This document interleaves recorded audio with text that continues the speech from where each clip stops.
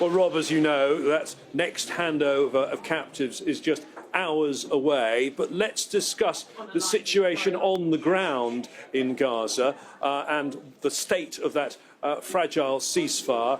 Joining me is Philippe Lazzarini, the Commissioner General of UNRWA. As you know, UNRWA, the organisation that looks after Palestinians in Gaza and elsewhere. So tell me about the current situation on the ground and what impact the ceasefire has made.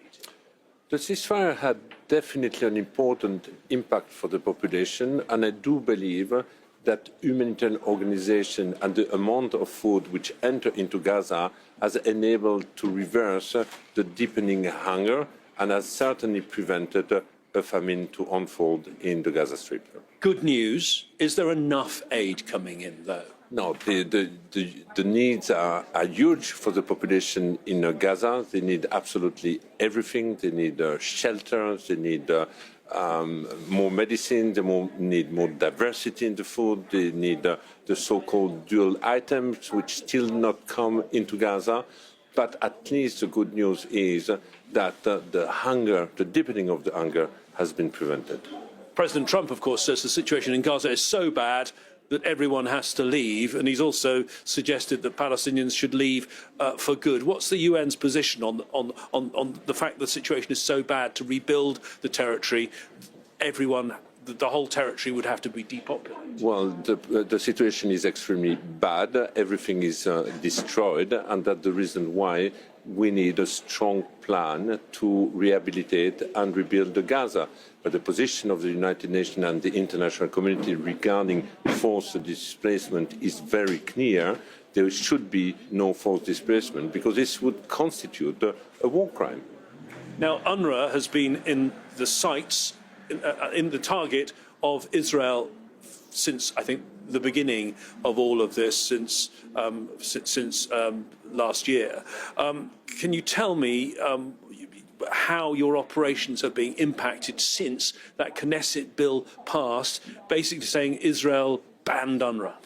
Well, the environment is becoming more and more difficult. Since the implementation of the Knesset bill, we have no international staff anymore in occupied East Jerusalem and in the West Bank.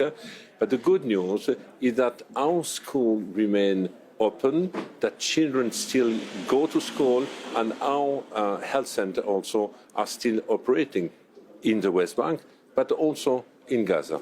So are you confident that you can keep your services going in the West Bank, or are they too under threat?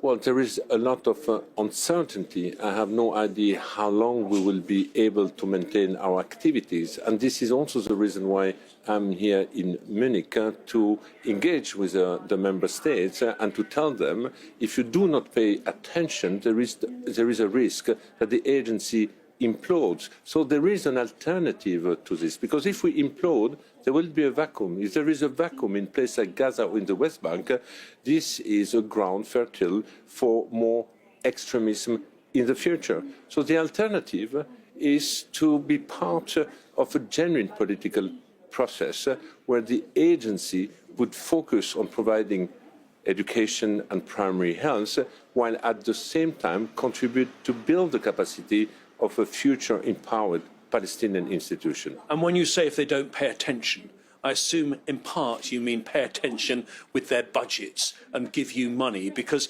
as you know, the US under Biden froze your money. Now Trump signed an executive order basically cutting your money, at least for now, for good. How much of a shortfall is there, and what sort of reception have you had here in Munich as you ask people to give more? It is a constant struggle. I have absolutely no visibility. If we do not have more contribution or financial support for the agency can collapse at any time. And this is part of the discussion I'm here saying it is important to keep the agency afloat until we have a clear indication of what the political pathway will be in the future.